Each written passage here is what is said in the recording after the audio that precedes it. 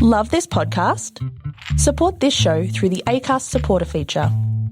It's up to you how much you give, and there's no regular commitment. Just hit the link in the show description to support now.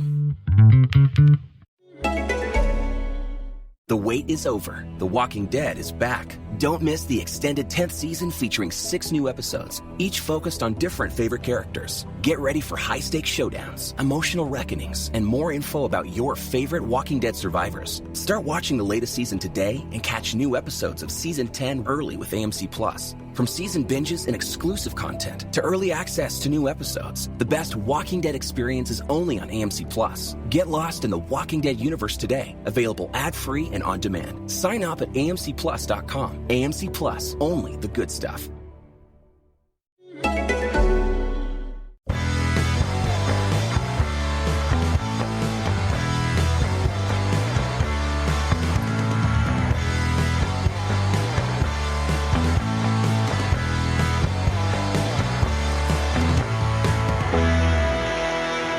Hi everyone and welcome to the Cognitive Recalibration Podcast. As always, I'm your host, Shravan. Sorry, my head just spun for a second. I don't know why. It's because we just watched an amazing movie. Boy, do we have an episode for you today. Yeah. Zack Snyder's Justice League. Which we just watched. Just watched. And anyone who's actually watched it, when you say you just watched, it's like you've just run a marathon. Yeah. Like, it's a long movie. You got to split this up over 2 days. I feel like this is all I've done today. I watched 2 hours of it this morning. I watched 2 hours of it this evening. That's pretty much all I did. I woke up and watched it straight away, and then I watched half and came to your house and then watched the other half, and we just finished, and it's now 9:43. I guess we're just enthusiastic to talk about it straight away. I am quite tired though, so just a disclaimer before we start. I am a little bit on the tired side. Yeah, I think it's because we had to concentrate for the whole time as well. That's true. Yeah. So we can jump straight into it. You wanted to do some background on this, but I'll give the breakdown of who's in it and all of that stuff, and then we can jump into the background because there's quite a bit of background for this one. A lot's happened with this movie. Lots happened for this movie to even come out. So anyway, it's directed by the man himself, Zack Snyder. Obviously, it's his Justice League. He made another Justice League movie, so he's credited for that original one as the director. But as we have seen from this movie, a lot of his content was probably not used in that original Justice League, and we'll talk about that in more detail as well. In terms of the actors, so it's everyone that was in the original Justice League. So all Ben Affleck, Henry Cavill, Gal Gadot, Ray Fisher, Jason Momoa, they're all in it, Ezra Miller. But there's a whole bunch of secondary characters that are in this movie that were not even in the original Justice League. They were just completely left out. So people from the standalone movies. So for Aquaman, there was some characters that appeared in this. There was some characters from Wonder Woman that appeared in this. There was, I guess, Batman-related characters that didn't get much play in the original one, but they have a few more scenes in this one. Music is by Tom Holkenborg, so he's also known by the name Junkie XL. So he actually did the original score for Justice League. Well, the one that came out in 2017, he did the original score. But then they changed it to John Williams, didn't they? They changed it to Danny Elfman. Danny Elfman, that's right. Yeah, Danny Elfman in the last minute. So we'll talk about score as well. I've got some thoughts on that. Obviously, all the other stuff, it's the same cast and crew, but obviously what happened with that movie, when we can talk about the background, is obviously there was a lot of studio interference. And I was always a cynic about this movie because I expected the Warner Brothers executives to be a little bit more competent than they obviously are, because I thought that if they released a Justice League movie, that the content that they had wouldn't have been that great. So the movie that we got was the best of what they had. But after watching this, I don't know what they were doing. I don't know what their objective was. I don't know how they got to what they ended up releasing. There was a lot they left on the table, which actually could have made a much better movie, but we'll get into that.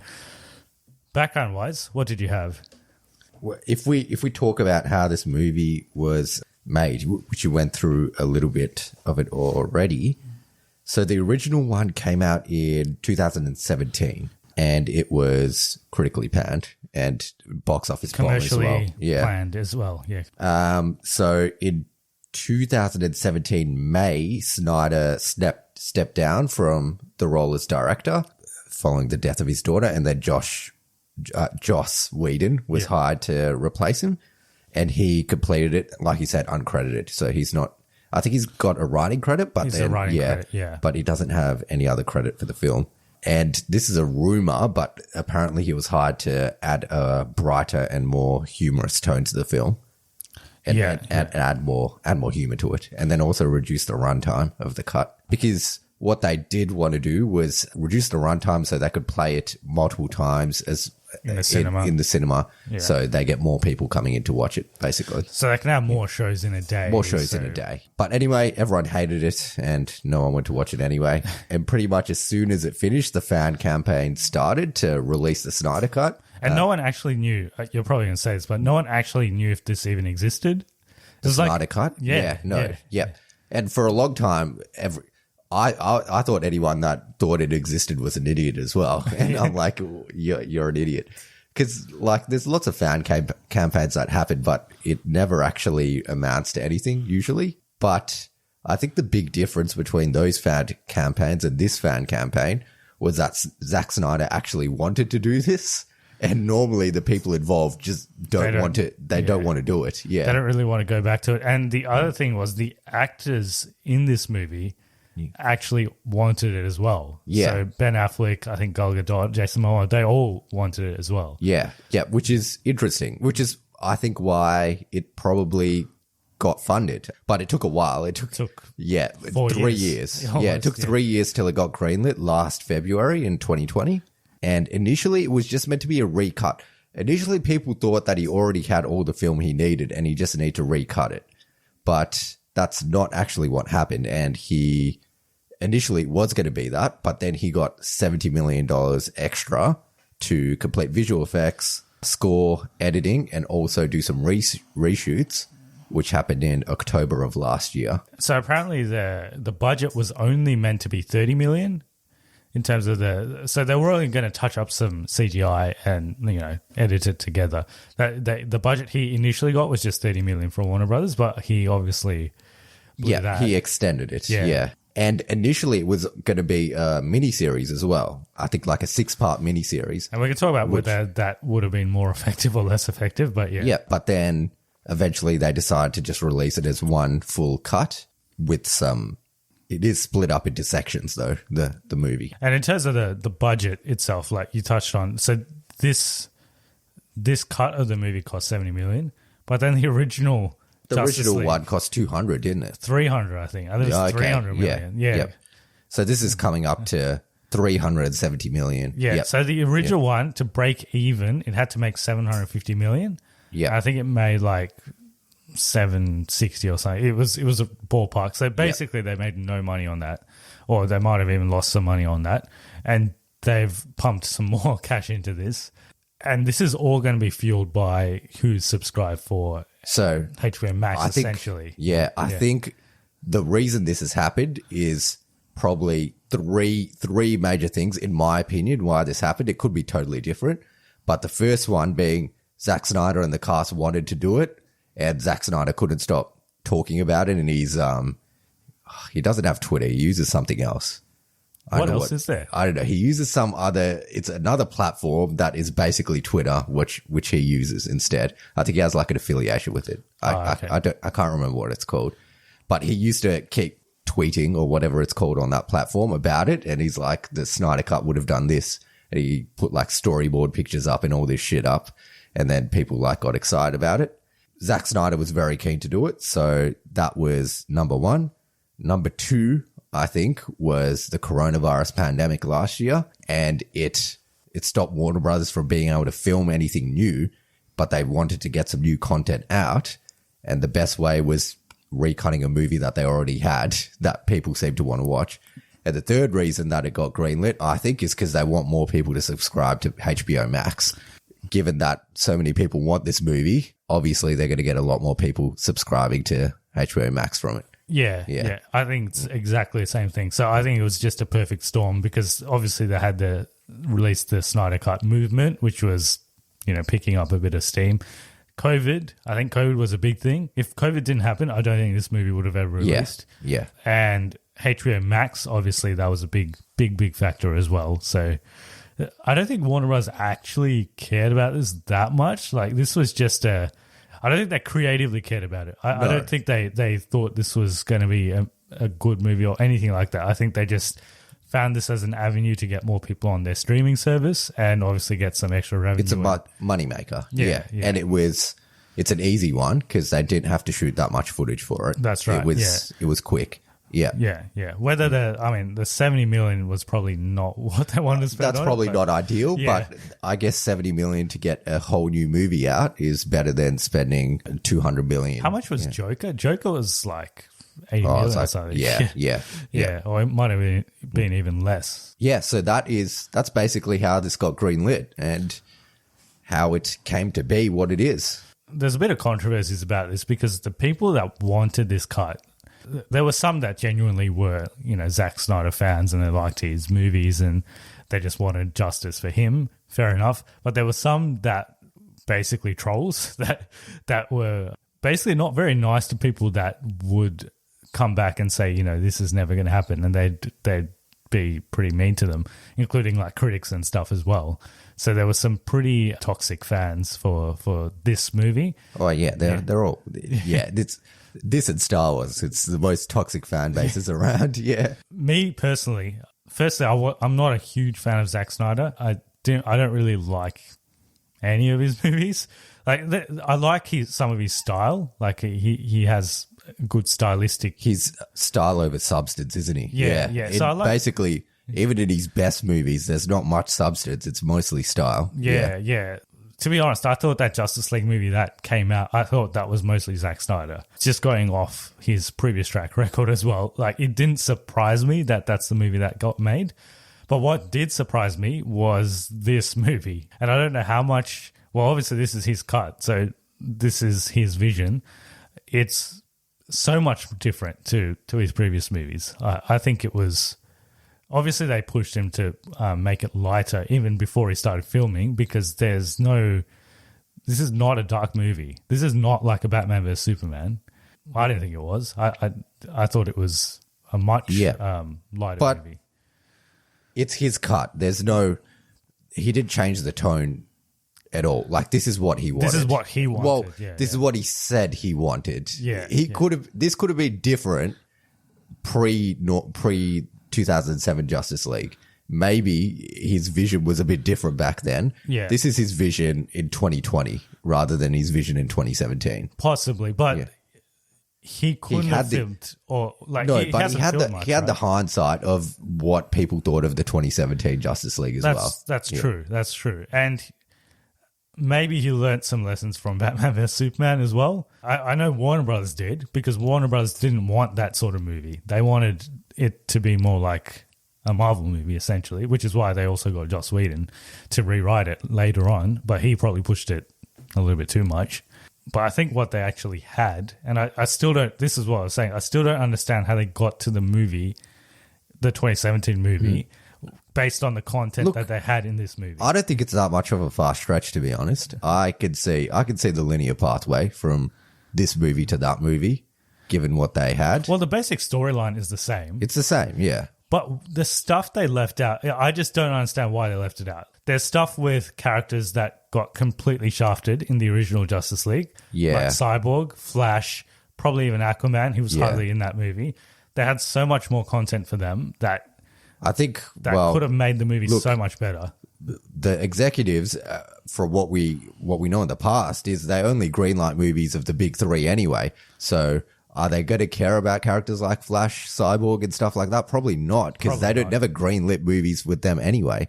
So the characters that got the biggest play in the original were Batman, Superman, Wonder Woman. Well, Superman wasn't in 3/4 of the movie. Yeah, but he does get a lot of play. He gets play once once he's in it. But it was mainly just a Batman and Wonder Woman type movie.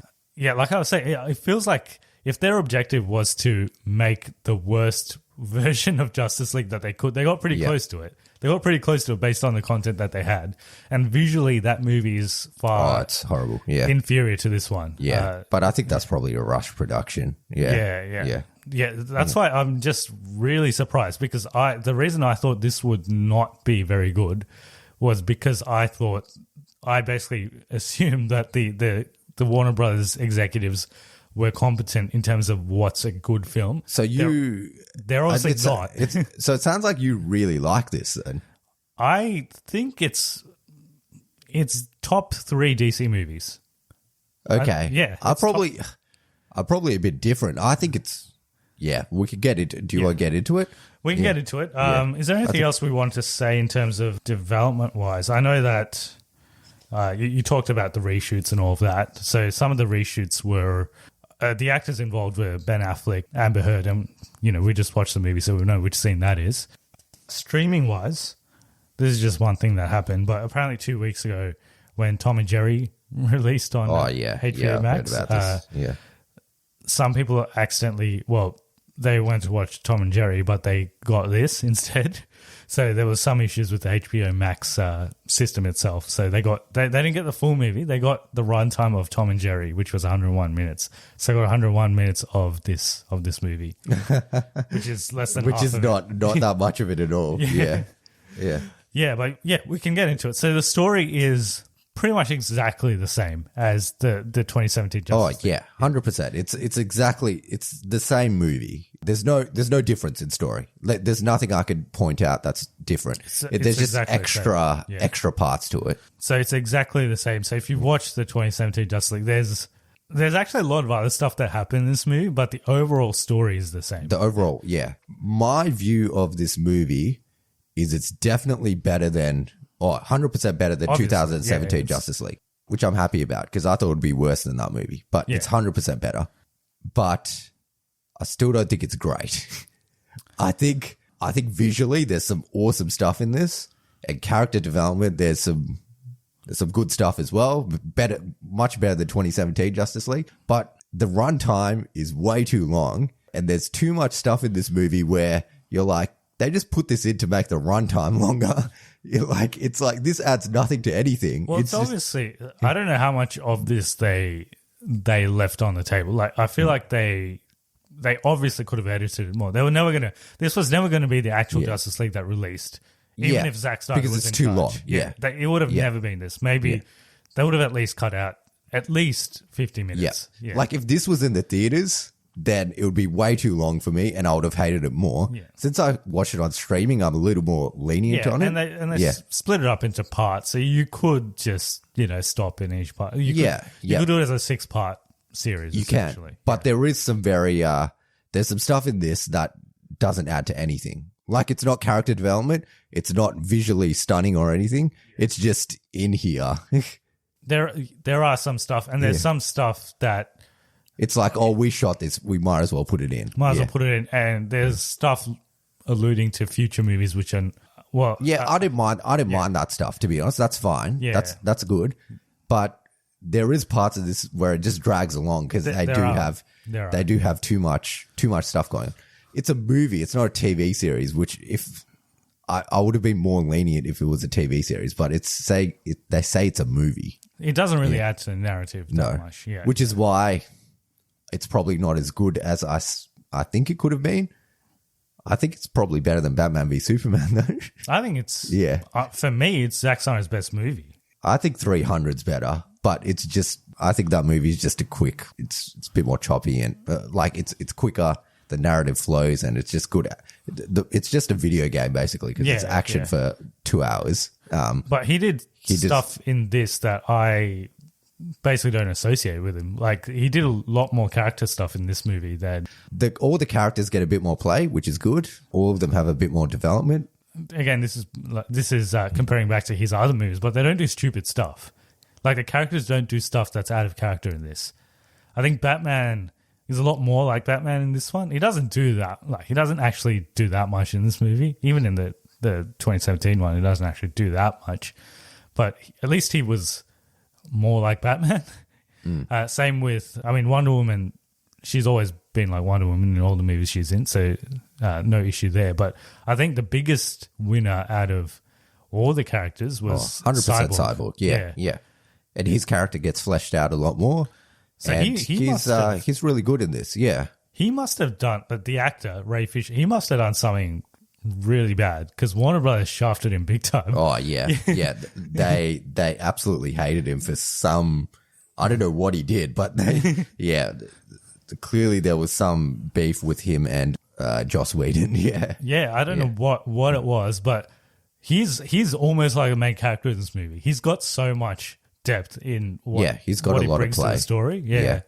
Because he's connected with the mother boxes. That's one thing. But then his backstory is so much. He doesn't even get a backstory in the other movie. You don't even know how he became a cyborg. So there's so much more to his character. I think his character got a lot more fleshed out, and Flash's character's a bit better as well. Yeah. Well, yeah. I mean, Flash in the original one was just an idiot. I don't know why they went that route as well with his character, because he's actually a lot smarter in this one than he was in that one. Yeah.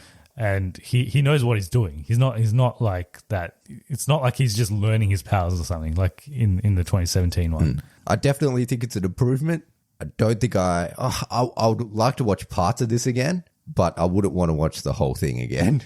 And I think the action's just so much better in this than it was in the original as well, definitely, which is what he does best anyway. So the action's amazing.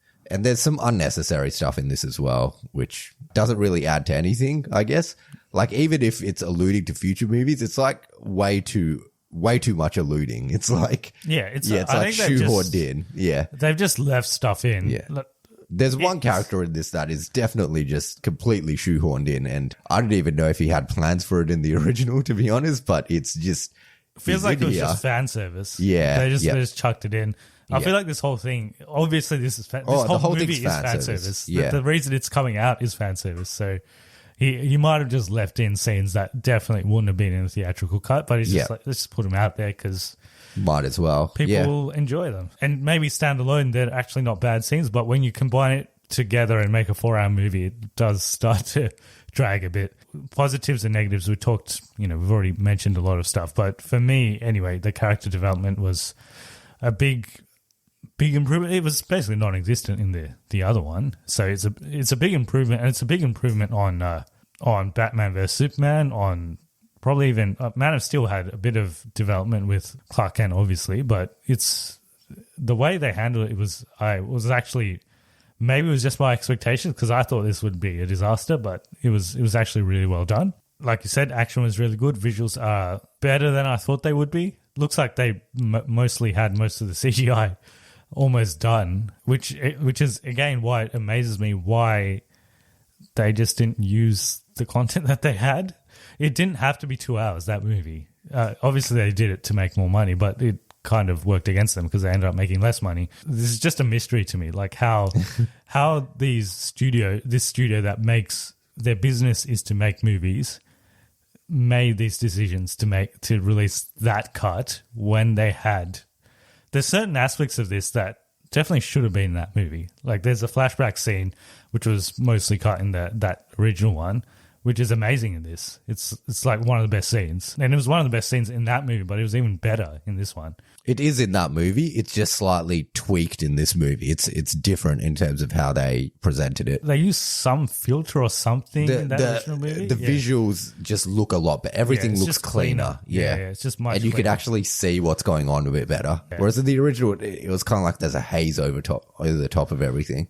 There's no stupid jokes in this. I realized how stupid... When I first watched that movie, I was like, yeah, there's some funny parts. But I watched the original again yesterday, and everything Flash says is a joke, essentially, in that movie. Everything he says is a joke, and they're not good jokes, most of them.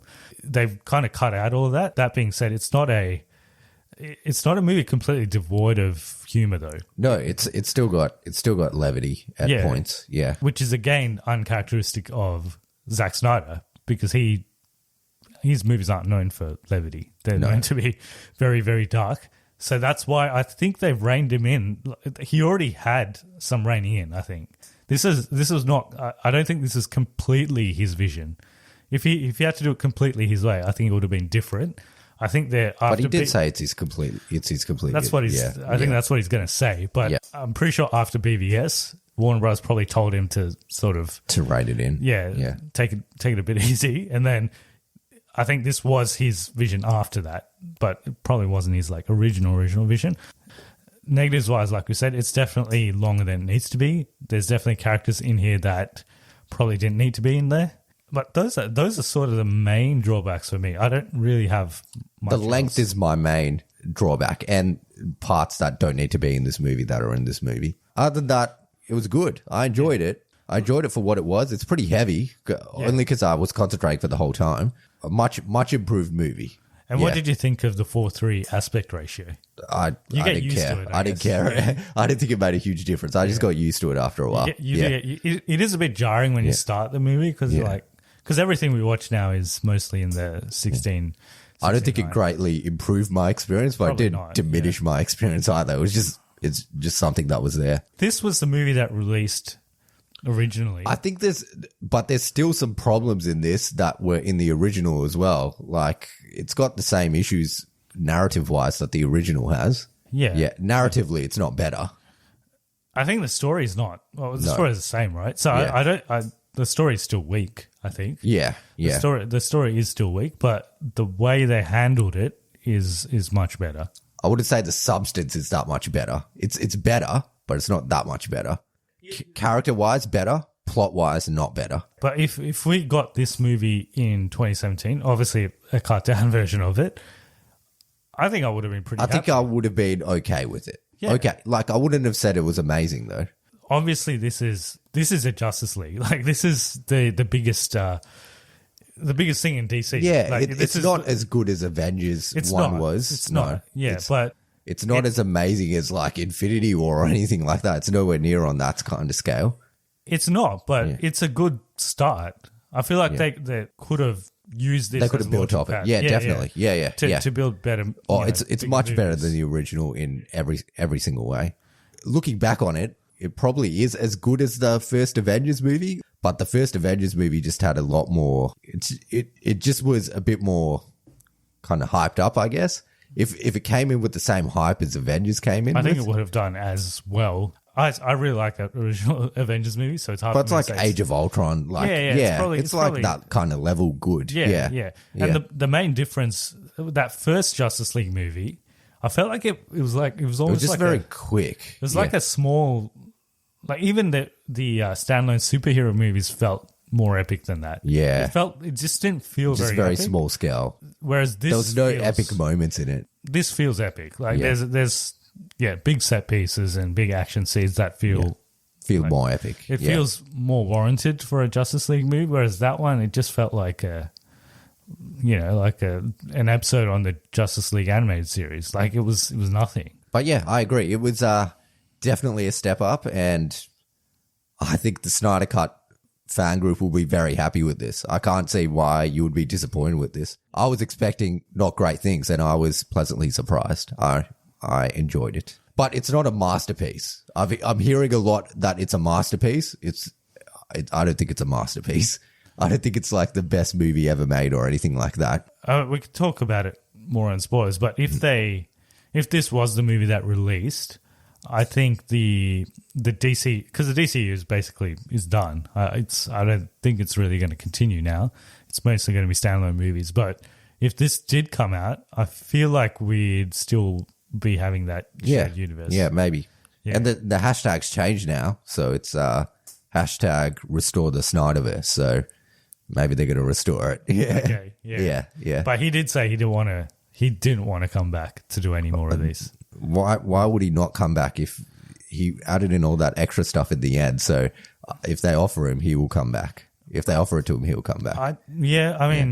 Different execs now compared to when he started the movie.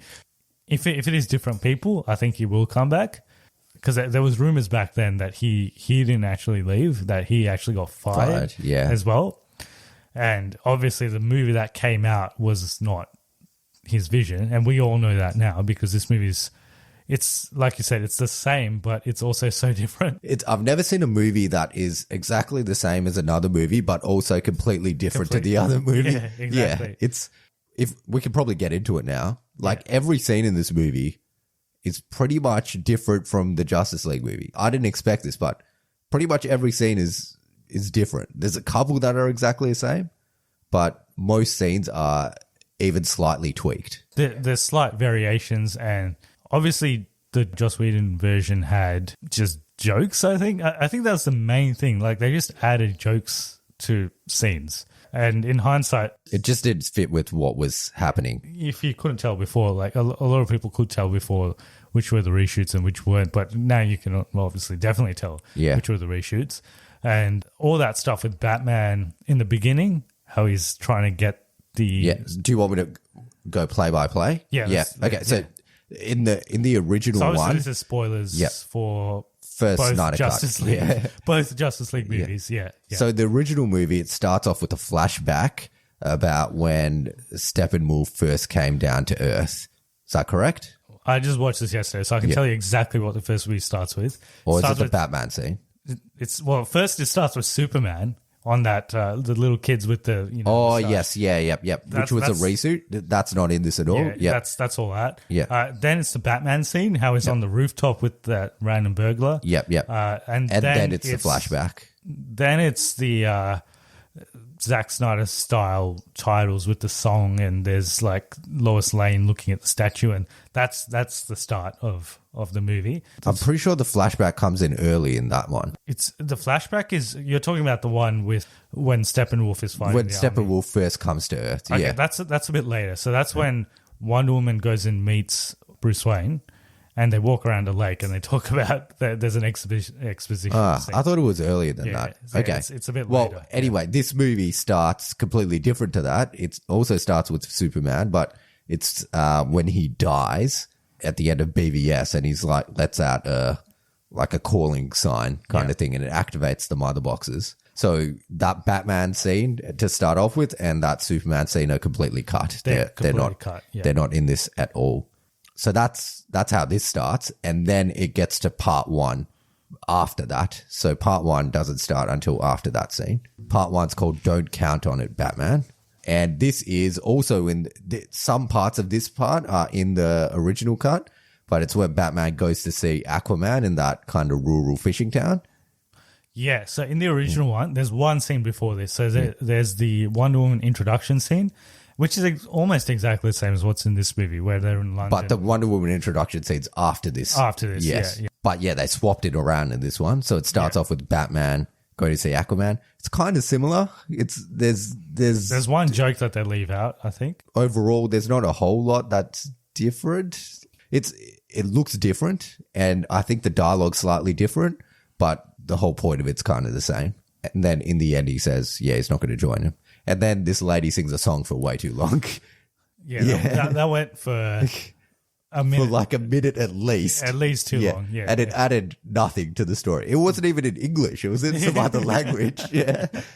Yeah. It wasn't a bad song, but it just wasn't required. It wasn't required, That's an example of if this was released theatrically. There was no need for that. That would definitely get cut. There's no way that would have stayed. When I saw that, I'm like, oh, okay, so there's going to be some filler in this.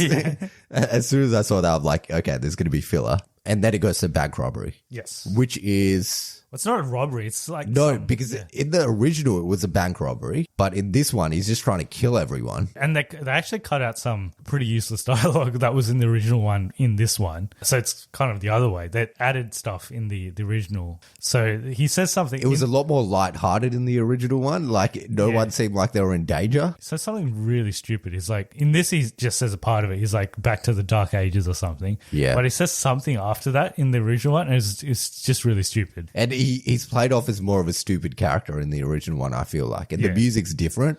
And it feels like no one's in danger. But in this one, he like kills a lot of people. Like before he gets into the room. Yeah. And in the original one as well, Wonder Woman just chucks the briefcase up. In this one, she like jumps up and then chucks it up. And it's like a slow-mo thing and all of that. Like it's a lot more And played out in there's this. more of in the original, there's no Zack Snyder slow-mo fast mode. There's no, yeah. But in this one, there's lots of Zack Snyder slow-mo fast mode, which is good. Yeah. Yeah, and the music is better in this one. It's a Junkie XL. It is better, but it's way overused in this one. So every time Wonder Woman comes on the screen, it's that music. It's that music, yeah. It's a little bit overkill, but yeah. I like that music, but they use it way too much. Oh, and Wonder Woman's straight up killing people in this. She straight up kills everyone. She kills all of them. I didn't notice, but she probably did. She kills all of them. And then she does the blast thing at the end of the last guy. And you see his hat flying. And she kills all of them. Yeah. That happens. And then it goes to Steppenwolf stealing the mother boxes. And he goes to the Amazon place first. Is there a brief introduction scene to Steppenwolf or something? Or does it just jump straight in? I'm trying to remember.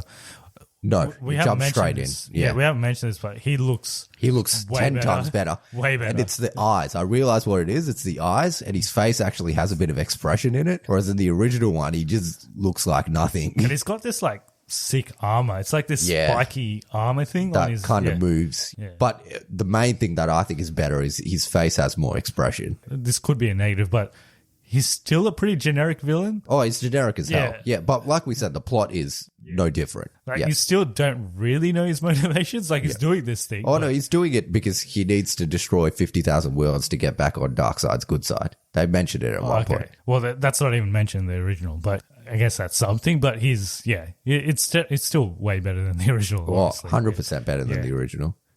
He steals the mother box from the Amazons, which is a similar scene, just looks better, more drawn out as well. So in the original, they don't explode it into the bottom, into the water. It gets pushed into the water this time, and then he comes out and he chases them again. But in the original, there's no down into the water part. It looks better. It looks brighter. Yeah, I think that's the main thing. Yeah, I actually thought that was a cool scene in the original as well. Like when she's like shooting the arrow with the mother box tied to it to like send it to someone else. I thought that was all cool. It just looks better in this. Way better. And that's the end of part 1. And obviously this is an R-rated cut as well. Yeah, there's blood and it's not like there's one swear word which I've written. There's a bit of swearing, and there's the violence isn't like too. No, there's some like when they stab someone and it goes through to the other side. There's some like blood. But it's not. And one beheading. Yeah. But I wouldn't say it's like a Deadpool level of violence and R rating. At all, and swearing and stuff. There's only one fuck you in this. So that's the end of part 1, and that's the end of part 1.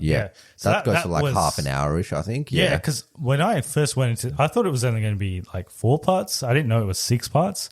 So like, this is actually going at a good clip. But then I looked at the time, and it's only been half an hour. I'm like, something's not right here. It's still going.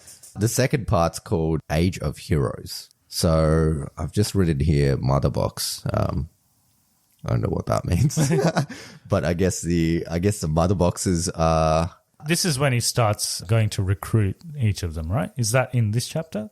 Yeah, I think it's in this chapter. This is what happens when at the start of this one, the Amazons shoot the arrow into Greece. They shoot the arrow into Greece. That's in the original one as well. But it's a bigger deal in this one. There's like a whole scene where they like set it up and... So Wonder Woman actually goes to that place, and then she gets the arrow. The arrow is a key to some tomb. Yeah, so she goes like Tomb Raidering. She goes like full Nick Cage or Angelina Jolie. And she puts the arrow into this thing and it opens up the door, and then she like sees all the history. And then, And there's like a vault where you see Darkseid on the ceiling and everything. Yeah. Like visually, this is why I'm just amazed. Like they had all this rich visuals as well. Like these things actually looked really good. But they would have cut it out because they didn't want any Darkseid in it because they wanted it to be a standalone That's right. movie. They didn't. Well, they could have still had it because they was building up to Darkseid, so they probably could have had this scene, and it does sort of add a bit to the movie. But I know why they did it, because they need to get to that 2-hour limit, and anything that is not moving the plot forward, then they just cut it out. It's just cut. And then this is the part where Aquaman goes to Atlantis and he talks to William Dafoe. No. Yes, he does talk to Willem Dafoe. Yeah. And they still kept the bubble thing in the water. Yeah. So that was obviously a Zack Snyder. A Zack Snyder thing, which James Wan didn't end up doing. But he creates the bubble to talk in the water instead of just talking in the water. Yeah. And then later in the movie, when they're actually talking in the water, they're like making like dolphin sounds at each other. Did you realize that? I didn't, but that's sort of makes sense. But it's Amber Heard does it to one of the other guys. They like talk with like dolphin sounds. Yeah. I guess that's the bubble thing is they hardly go to Atlantis in this movie, so it's okay. But if James Wan had to make a whole movie where every time they needed to talk, they needed to like form a bubble, that would have been a problem. Yeah. So I can see why he didn't do it. And so basically he pisses off after that. And this is when... Willem Dafoe's... I don't know his character's name, but he was saying that, you need to take your mother's trident. Yeah, I wrote mother's trident here. Yeah. And he's like, nah. He just leaves it there. And this is when Diana goes to talk to Batman and they do the flashback sequence. Yes. And it's a lot more... It's drawn out in this. And it's got voiceover from Gal Gadot. And she kind of gives a bit more context to it all. It's actually different voiceover altogether from the original one. The voiceover is much better in this. It's much better. The visuals, some of them are the same, but they look that much better. Yeah. And then instead of Steppenwolf coming down, it's Darkseid that comes down. And it's actually quite an epic fight scene that they have with Darkseid. And that's right. Yeah. This is one of the scenes I was talking about. It's the level of epicness that you would need in a Justice League movie. Zeus, Ares, a Green Lantern. Like it reminded me of like a Lord of the Rings, one of those, big war scenes. It was that level. They've put in a lot of effort into this scene, obviously. So, it was cool seeing Zeus fighting Darkseid and then Ares fighting him as well. The Green Lantern gets killed by him. And they've got all the Atlanteans and also the Amazonians there as well. Yeah, it was really good and it was great. Another reason it reminded me of Lord of the Rings was it reminded me of the first scene in Fellowship of the Ring where they have that flashback about the ring, and then it's quite similar to that. Even in that they have like elves and humans and dwarves and all that, and then they talk about how each of the different sections have their own rings in Lord of the Rings. In this, each of the mother boxes go to like humans, Atlanteans, and Amazonians. So that's another thing that reminded me of that. Darkseid is a badass in this, which is good. It shows him like he doesn't get wrecked by them. He kind of nearly kills all of them. But, And even Steppenwolf is much more of a formidable villain in this one. He's much more of a threat. In the first one, he's obviously stronger than everyone except Superman. So in the first one, it was just Superman that saves the day essentially. But in this one, they all have a bit more play. That is kind of where that part ends. After that, the men only still bury the box in like a 4-foot pit in the ground, which is stupid. Why would they bury it in the ground? It's just in the middle of nowhere. Yeah, and the Amazonians have it in this like vault, and same with the Atlanteans. The Atlanteans, The third part's called Beloved Mother, Beloved Son. I was wondering who this would refer to, but I thought it might be... It could be any of... I thought it could be either Superman or maybe even Bruce Wayne or any of the characters really, but it's Cyborg. But it actually starts with Flash. The part starts with Flash with an added extra scene, which is completely not in the other movie. Yeah. Where he saves Iris West. Yeah. Yeah, it's a good scene. Yeah. Yeah. He's still comedic and he's still like the same character, kind of. He's just not as annoying. Yeah. He's just not stupid. Basically. And he's more competent as a hero. Yeah, he knows what he's doing, obviously. And it had Iris West in it. But she's not mentioned by name, but it is Iris West. Yeah. He like saves her from a car crash. So it starts with that, and then it goes to Cyborg, and he is like brooding in his room, and then it flashes back to when he's playing football. It's a quick flashback to the football, and then it goes back to Flash. And it's him talking to his dad in jail. Which is in the original. I think it's the same scene. I think that football scene it continues on, doesn't it? With the whole mum, like the mum being there. Yeah, I think that flashback all happens. That continues. Yeah. That football scene, again, visually, there's no like CGI or anything, but it looks it's got the slow-mo, fast-mo from and it's Zack in the Snyder. Snow as well. It just looked really nice. And it's good character building for, you don't even know he has a mum in the original. And you find out how he kind of gets into his condition, that he needs the mother box in this as well. And how... And his dad gets a lot more play in this as well. Because in the original one, he's just... he just dies. Yeah. But he's... and you find out how his dad kind of turns him into cyborg and things like that. And is it in this one where he gets the tape from his dad? He starts listening to the tape? Because you find out a lot more about his powers as well. Yes. And, you know, it's a big scene. Like, he talks about how powerful he actually is. Like, he can control the financial markets. He can hack into anything. Yeah. He can control all the nuclear weapons. He controls the financial markets. Yeah. He's a very powerful character, which is... It's just not in the previous one. Yeah. So, and it adds a lot more, you know, depth to his character. Like, I didn't care much for him. I don't think anyone cared much for him, including Joss Whedon, obviously. He didn't care much for him in the original movie. But in this one, he's probably my favorite character in this one. Yeah, he's gives him all the backstory in this one. And you get all the sentiment with the mother dying and stuff like that, and him losing his life and everything. Yeah.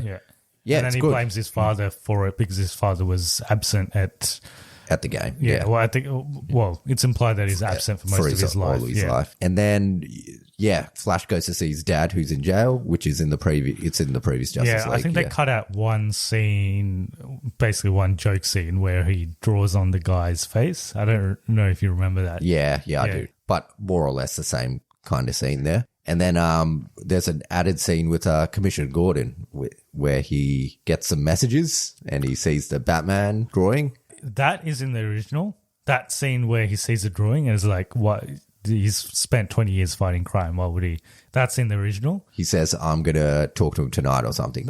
So that's all in. That's the exact same scene. Yeah. But and then that's the end of that part. Alfred also gets a lot more play in this. Oh, yeah. He's got a few more dialogues and, he has a bit more to do. He actually has much more interaction with all the other characters as well in this. Yes. Yeah. You see a bit more of that. He's got scenes with, I didn't write this down, but he's got scenes with Diana. He's got scenes with Superman. And he's got scenes with Cyborg and Flash. Well. The next part's called Change Machine. So, I did mention this before, but Steppenwolf has like this spider machine mind reading thing, and he's kind of getting all the information with that. And this is the part where all of them meet on the roof and they find out that Steppenwolf's kidnapped all these people. And then they talk to Commissioner Gordon about it, and then they go to Steppenwolf's lair and they do the fight scene, which is in the original one, but it's different in this one. Oh, back on Cyborg, I forgot to mention this, and this was also in that flashback scene. There's a part where before he's Cyborg and his mom's talking to the principal or something, and he was already like a good programmer or a hacker or something, right? Yeah. Because he helps one of his friends. Oh, yeah, he helps one of them get a better And then there's a part which further adds to his character where he assists I'm pretty sure it's just some random person. Yeah.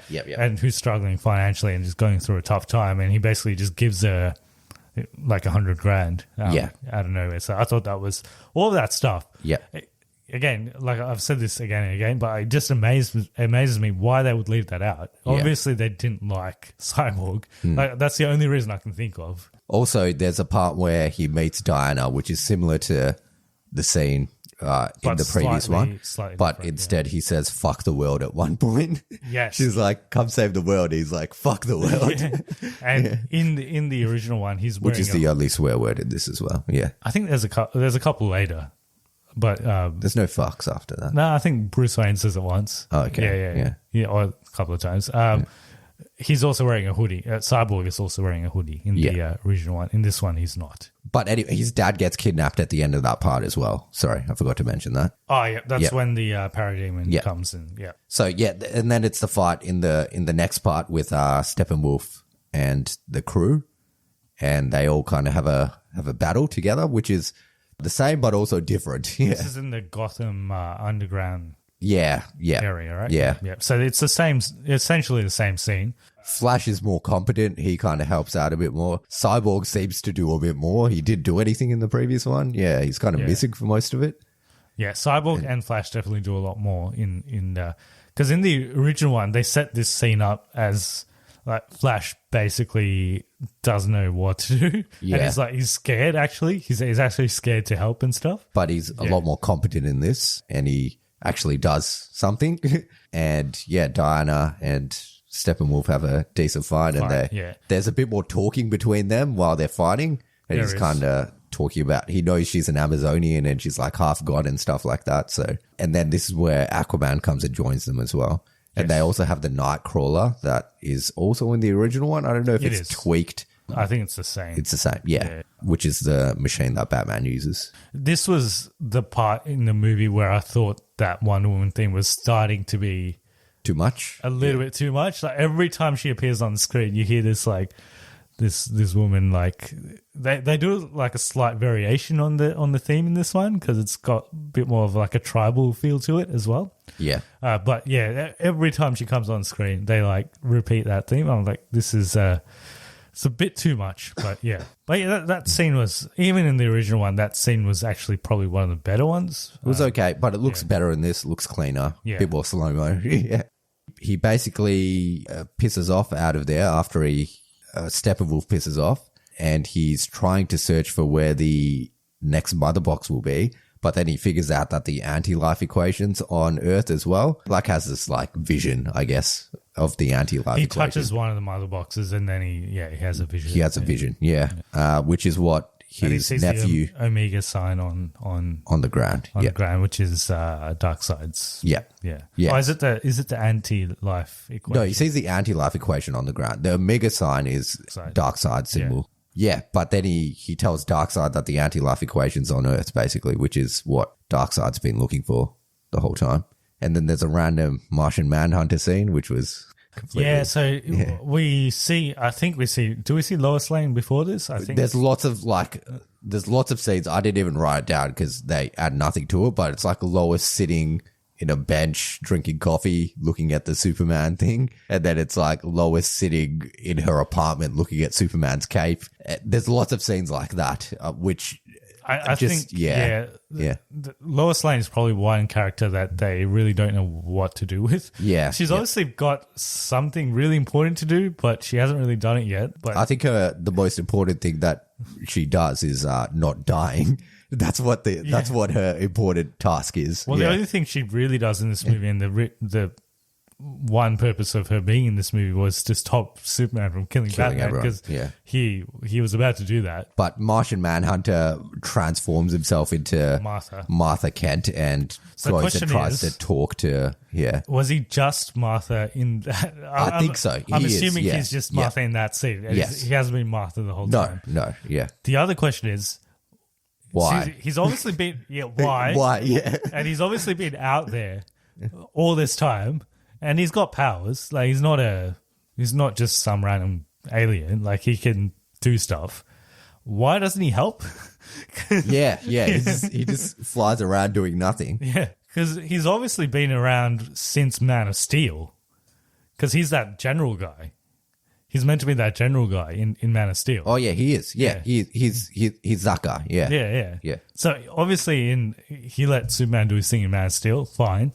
What was he doing in Batman vs Superman? What was he doing for all this movie? Because he's only in 2 scenes and he actually doesn't do anything. Yeah, it's a very interesting choice. Yeah. Anyway, we'll get to the final scene of this movie later. But yeah.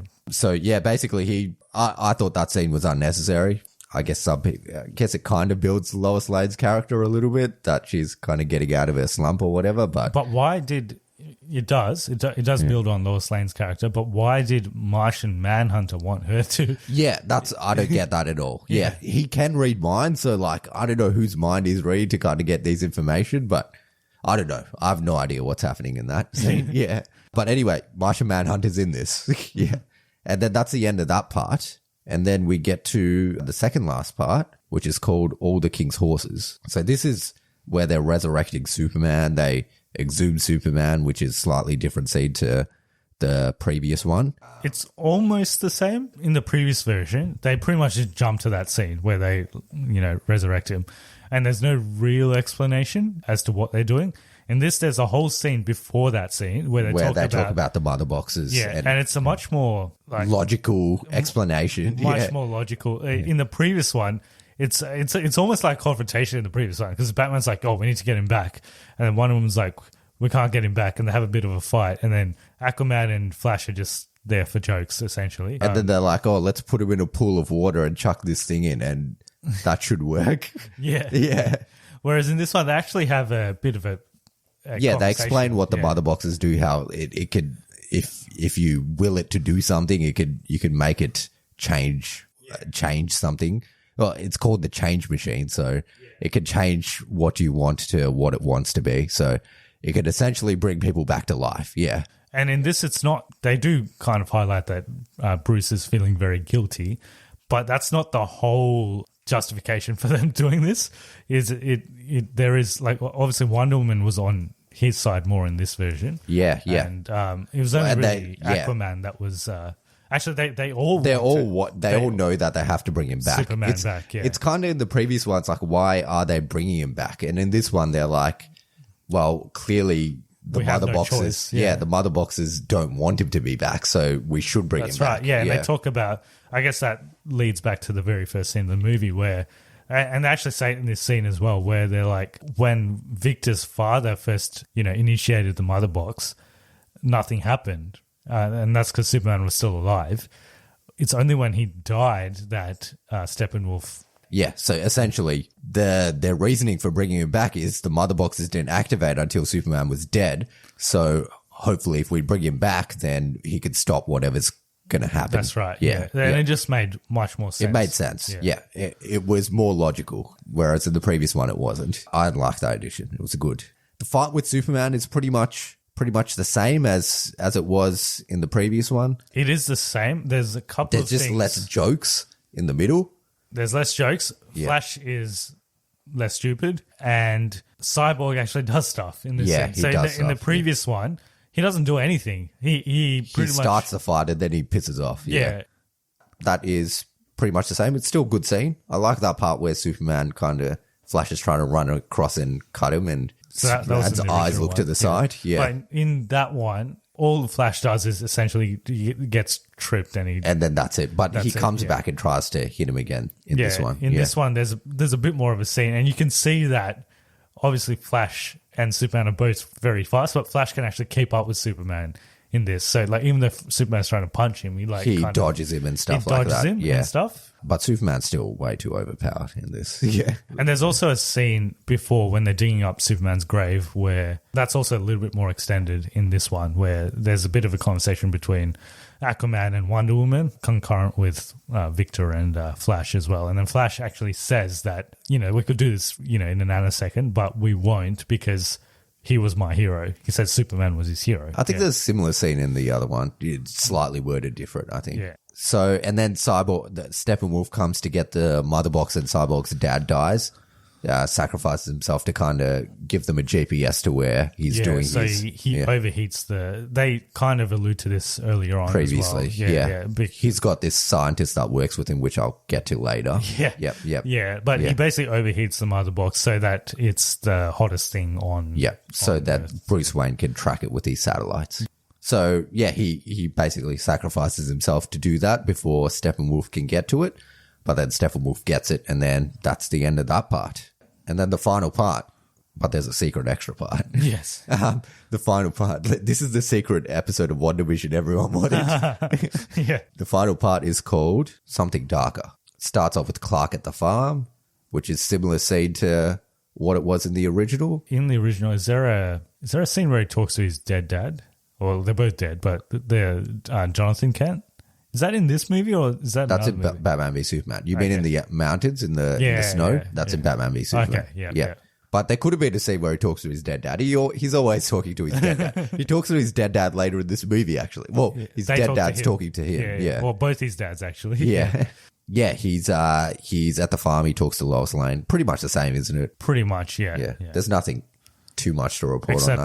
Except, I think it is the same. And then he just says he's got to go and then help him. He kind of becomes more of himself. And then, he's like, they brought me back for a reason. I should go. Yeah, and then he goes to the Fortress of Solitude and picks up a suit. And his dead dads talk to him, both of them. Yeah. And for some reason, he doesn't have shoes on. Yeah. Lois doesn't give him shoes. He's just walking around barefoot all this time. They're at Batman's lair, and Cyborg gets there's like an underlining plot thread where Batman's trying to fix the ship to make it fly, and he can't make it fly, and then Cyborg kind of hacks into it and it makes it fly eventually. Yeah, so this is what we were talking about with Vision, actually. He's a technopath, so he can talk to technology. Yeah, so which is what Cyborg can do. And he gets the ship to fly, and then they go to the area where in somewhere south of Moscow where Steppenwolf's so that family. It's completely cut from this movie. Yeah. Completely cut. Yeah. Which they were in the whole movie in Justice League. They're from start to finish. It wasn't just at the end. Pretty much. But they're not in this at all for good reason. So they go there. It's a lot less red than it was in the original one. There's less red. Yeah. Way less red. Yeah. Everything just looked red in the previous one. Everything looks a bit cleaner. Some of the action scenes are similar, but there's a grander scale to it, and it kind of all gels a bit better. And the motivations as to what they're doing is clearer as well. Like they have a plan. Whereas in the previous one, it's kind of like Batman brings them there, and then he's like, yeah, I'm just going to do this by myself now. He's like, I'm going to do this by myself. So why'd you put a team together if you're just going to do this by yourself? So he doesn't do that in this one. Yeah. Batman actually does a bit more in the action scenes at the end as well. I can't even remember what he does in the original, but he's on like a gun and stuff. Yeah. Yes. But everyone has something to do in this one. There's like a Aquaman portion. There's a Wonder Woman portion. There's a Batman portion. And there's a Cyborg, and then there's a Flash portion as well, where everyone has something to do. Obviously, Superman turns up similar to the original, but in a black suit. Black suit. And, suit looks good. He's still too overpowered, like I said before, but He's still overpowered. Yeah. He's not as overpowered as the previous one. In the previous one, he comes and defeats Steppenwolf single-handedly. Pretty much. But in this one, he does get some help from Diana. It's more of a team effort. And he says some lines in this one, but it's not as quippy. Yeah, it's not as quippy as that. He says he says something with justice in the original one. It's very lame. He's like, I prefer justice or something. Yeah. He says something about, I like the truth, but I'm also all about justice. Or something. He doesn't say that in this one. He just says not a fan or something. No, he's like not impressed. Not impressed. Yeah. And then there's actually this extended Flash part, which was totally new. Completely. Good. Yeah. I don't. Exactly. Yeah. I don't understand why they would cut this part out. Yeah. Well, basically, Flash gets shot, and he can't get up in time to kind of activate Cyborg to separate the mother boxes. So he has to go into the Time Force. Time Force? Yeah. So travel faster than light. Yeah, he goes into, is it called the Time Force? Speed Force. He goes into the Speed Force. He travels back in time so that he can activate it before everything gets destroyed, basically. Yeah, and the way they show it as well is basically things were destroyed, and then he's running forward, and they're getting remade as he's running forward. Yeah, they get reformed while he's like running, and which is cool. Yeah, it looked really good. And first, like proper Flash live action Speed Force. Well, it's in this show, but it looks so much better in this. Yeah, again, that was probably the best part at the end of this. Like, it's probably one of the best parts of the movie. And one of the best character building scenes for Flash as well, because he realized that he has to do something to sort of save the world, and potentially he might not be able to survive it as well. Yeah, he doesn't know if he's going to come back from it and everything. It's just absurd decisions. I just don't understand them. But that was really good. And that's pretty much the end. There's a similar scene at the end where they're all just like looking at each other with less red. That's where it finishes. But then there's the epilogue. And there's a couple of things that happen in the epilogue that are of interest. Yeah, so this again gave me vibes of Lord of the Rings, actually, when it just keeps going. Yeah, exactly. You think it's done, but there's another scene, and then there's another scene. It's got the finishing of the same finishing as Justice League, where he kind of says there's a table and all that, and like 6 chairs and stuff like that. Well, that's the very last scene in Justice League, but that's the first part of this. Yeah. One of the first scenes in this. And then you see that Barry Allen gets a job. You see Cyborg. He's at his house. Oh, he's listening to it. Starts with him listening to his dad's voiceover. So most of the epilogue is actually the voiceover from the dad as well. Yeah, and then it's got Diana. She's like happy or whatever. Yeah. Like it's just she's holding the arrow looking towards Themyscira, and then it cuts to Lex Luthor, which is the same scene as the end credit scene in the original Justice League. Slightly different. But the dialogue at the end where Deadshot comes onto the... Not Deadshot. What's his name? Deathstroke, yeah. Where Deathstroke comes onto the boat is different. He's like... In the original one, doesn't he say like, they're making a team, so I'm going to make a team or something as well? Yeah, so he says, I think we should build a league of our own. Yeah, that's it, yeah. But in this one, he tells Deathstroke that Batman's Bruce Wayne. Yes. Yeah. And then they both have some champagne. Yeah, take it or leave it. It's I guess it's slightly more interesting. Yeah, I guess so. It's either way, it's inconsequential because it's not going to happen, but yeah. And then it cuts forward in time to the Doomsday Apocalypse, where you get this scene where Superman's, it's like the worst case scenario where Superman's... It's like an injustice situation. Superman's turned bad. It's kind of the same place that Batman's in BVS, but he's like with a team of Deathstroke, Flash, Cyborg, Mira, and Joker. Yeah. And the Joker and him have some words, I guess, and further alluded to that the Joker killed one of the Robins and stuff like that. And again, that Lois Lane was Batman didn't save Lois Lane or something. For some reason, she was a very important part. Well, I think it's clear. I think it's just if Lois Lane dies, then Superman loses his humanity and then turns bad. Yeah. Okay. Yeah. Probably. So Lois Lane's the key in terms of. But she's you mortal. just got to keep her alive. Yeah. She's mortal and Superman's immortal. Yeah. Well, essentially, he can live very long, right? Yeah. So she's eventually going to die. Yeah. He wants her to die of natural causes, though. Not unnatural causes. Yeah. Yeah. You see him holding her dead body at one stage. It's like charred. Oh, okay. That's her dead body. Yeah. Oh, that's in the...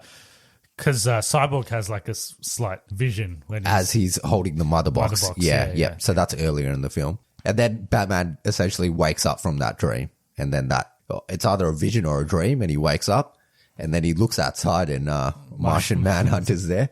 Oh, actually, before I go to that, there is one other part when it's like montaging between everyone, and then some guy, the Asian guy that Dingo used to work with, Ryan Choi, he gets the keys to the place. He's actually the third Atom. The third Atom, okay. Yeah. Well, we haven't even had the first two, so... Yeah, but he's the third Atom, so yeah. When they said his name specifically, I'm like, yeah, he's not just a random bloke. They've somehow shoehorned someone in. Yeah, well, they completely cut him out of the movie, the previous one, so... Yeah, so he's the third Atom, but that was previously. But yeah, Batman wakes up from his dream and then Martian Manhunter flies over to him. Yeah, well, Batman, it's a pretty traumatic dream that he just had. He seems all right, though. Yeah, he's like, oh, yeah, that was cool. That was interesting. All right, cool. Yeah. Maybe he's just used to having these crazy dreams now.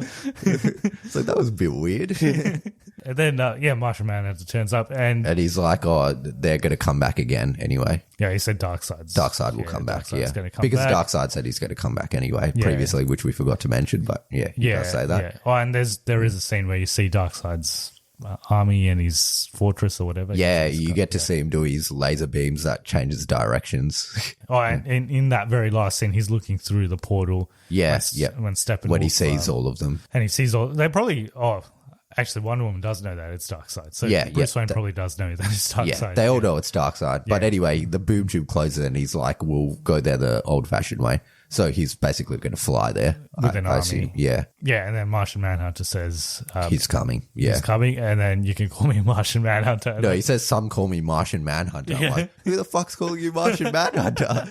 Like, how would they even come up... Has he hunted men before? Yeah. Is that why? And who's calling it? Show me one person that's calling you that, and then I'll say it's legitimate. So in the Justice League animated series, he is Martian Manhunter, but no one calls him that. I think they call him, like, John or something, right? John Johns is his name. So he's got a proper name. I don't know why.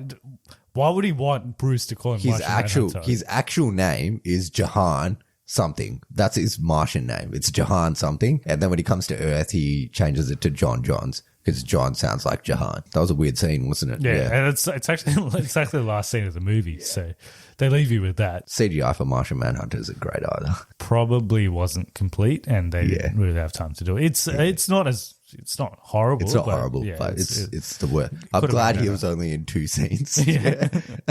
Yeah. But he was very shoehorned into it. Oh, and there's lots of, I didn't mention this, but there's lots of scenes in this movie where people are slow motion walking somewhere with music playing in the background. Yeah, that's I reckon Zack that's Snyder. about half an hour of the movie.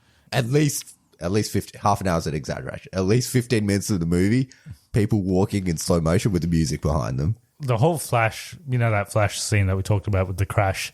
There's a music thing There's to a music that. thing Yeah. to that. There's this part where like Aquaman's drinking some scotch and he's walking into the ocean and there's music as he walks in. That's in the original too, but it's different. much longer in this. Much longer, and it's a different song. Yes. It's like a rock song in that one. In this one, it's like Zack Snyder seems to like putting like slow country music. Yeah. So he chucks that And then in there's also this whole scene where Lois Lane's walking through the streets when it's raining with music behind music it as well. Yeah. So typical Zack Snyder stuff. I usually don't like it, but Look, it was all right. I can look past all that stuff, the good action and the better character moments and, the better stuff in this movie. Surprisingly good, wasn't it? I was not expecting this. Like I said, it's probably not as good as Shazam, obviously. I think that's still the best DC movie. I think it's not as good as Wonder Woman either, the first one. It's a pretty good movie, I think. There's parts in Wonder Woman is probably a better movie overall, but I'd probably still watch this over Wonder Woman. I think this is like on par with Man of Steel as well, like now that I think back to it. I think it's better than... Again, I'd watch it over Man of Steel. It's definitely good. Like the more I think about it, there's good stuff. I would forward through some parts, but there's great stuff in it. Biggest surprise of firstly, it's a surprise that it even came out. Yes, that in itself is a surprise. It being good was what's a bigger surprise. Yes, yeah. I've got some trivia. We can't leave without trivia. So, in order to keep full creative control and ensure that the fans receive the most benefit from the Snyder Cut, Zack Snyder refused to be paid for finishing the Justice League. So he basically did this pro bono. Yeah. Despite his directorial credits, Zack Snyder never actually watched the original Justice League movie. To this date, he still hasn't watched it. Apparently, Zack Snyder's in one of the scenes in this movie. So it's in one of the Lois Lane scenes. I think it's when she's grabbing coffee out of from the cafe or something. He's in the background. Okay. So it's a cinematic debut of Martian Manhunter, one of the seven original members of the Justice League of America in DC Comics.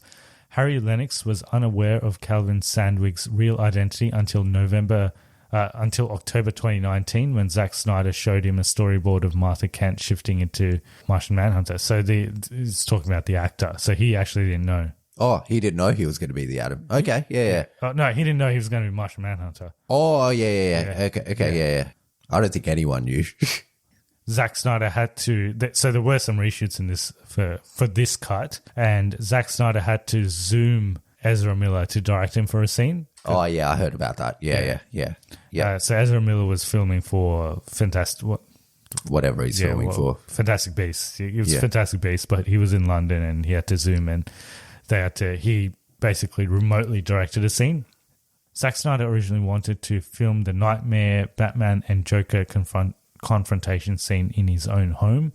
So that was must have been done on a soundstage, because it was obviously a green screen situation happening there. Ben Affleck and Jared Leto filmed their additional Batman Joker scene separately, so they went in the... And you never see them next to... Yeah, you never see them next to each other. Yeah. But yeah, that's the trivia. I think that's pretty much it. Pretty much it, yeah. It's been a long day, but I enjoyed this movie. I enjoyed it more than I ever imagined I'd enjoy it, to be honest. It's better than it has any right to be. Yeah, so we didn't mention it, but obviously it's available on HBO Max in the US. Different countries, HBO Max is not yet available internationally, so different countries have different streaming services that are offering this. We watched it on Binge. It is not released theatrically, so there are plans to release it theatrically in IMAX. So Zack Snyder wanted to release it in IMAX, but only once the pandemic dies down, because he wanted people to go watch it, but he didn't want to put people in danger. I guess it's a cognitive... We haven't said it, but it's a cognitive recalibration from me. Yeah, same. Yeah. Anything else? I think we basically covered everything. It's like we said earlier, it is the same movie, but it is very different. So it just shows that small tweaks can make a huge difference. Exactly. So yeah, we recommend it. So if people want to get in touch with us and tell us their opinions on Zack Snyder's Justice League, How do they go about it? So we're on Cognitive Recalibration on all platforms, and at Cognitive Recalibration Podcast at gmail.com. Yes, and if you want to support the podcast further, firstly, you can give us a positive review on either iTunes or Spotify. That makes us more discoverable on search engines. I see that more and more people are actually giving us those ratings, so thanks to all of those people that have. If you want to further support the podcast on top of that, you can either purchase some things that we'll link below using our Amazon affiliate links. I'm not sure what should we link the original Justice League for this? Yeah. So I'll link the original Justice League if you want to watch that. If you want to watch a worse movie. Watch it side by side, except one will finish 2 hours earlier, but watch it side by side. No, you just watch it again. So you start it again once it finishes, and then it'll finish at the same time. Yeah. And we'll also have a Buy Me a Coffee link that you can use to give us a one-off donation, which we'll use to further develop the podcast. Again, I'm still amazed at how just everything around this movie is just never ceases to amaze me, actually. Just everything associated with this Justice League, the original one that came out, the decisions that were made when that came out, and this movie, and it's just, historical circumstances. We'll probably never see it again. Next week, we've got Kong versus Godzilla. Yeah. Godzilla versus Kong. Yes, Godzilla comes first. Yes, yeah. Dad's very keen to watch that at a drive-in for some reason, but I'm not. I'm not as keen for the drive-in. But I guess there's not going to be much dialogue in that movie because both of them don't talk. So maybe we can watch it in the drive-in. Stay tuned for that review next week, and then there's a whole bunch of stuff coming up in April after that. So it's going to be a pretty packed year. Things are coming. Yeah. It's going to be pretty packed. Obviously, Falcon and Winter Soldier just started. The first episode just came out. Yeah. There's only 6 episodes of that. So it seems like they're longer episodes. Yeah. You'll get our full review of it at the end of the season, but it's much more MCU-like, I guess, compared to WandaVision. So we'll see where that goes. Thanks again for tuning in, and thanks for your continued support. Hope you're all staying safe. Hope you enjoyed this historic episode from us on the Zack Snyder's Justice League, and we'll see you guys next time. See ya.